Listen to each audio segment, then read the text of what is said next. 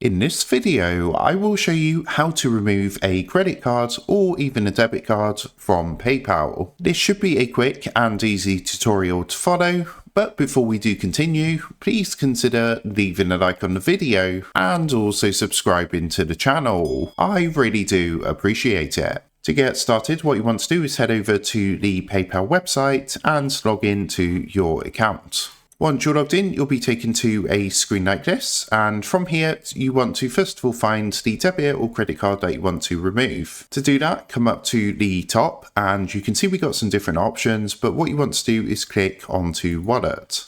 Now once you've done that, it's going to take you across to a screen like this where you can find all your debit and credit cards. From here, click onto the card that you want to remove. So I'm going to use this one as an example. Once you've done that, it's going to bring up some further information about this card on the right hand side. What you need to do now is scroll to the bottom of the screen once you've clicked onto the cards that you want to remove, and at the very bottom you're going to see an option which says remove card. Give that a click, and what it's going to do is bring up a window like this, asking if you're sure that you want to remove this card. Just a quick note that if you do have any pending payments on this card, they will be processed through even after you do remove it, so something to bear in mind there. At this point, all you need to do is click the remove this card button, and that's going to remove that credit or debit card from your PayPal account. So that is how to remove a credit card from PayPal. With that being said, I hope this quick tutorial did help you out today. And if this did help you out, I would really appreciate it if you was to consider dropping down below the video, leaving a like, and also subscribing to the channel.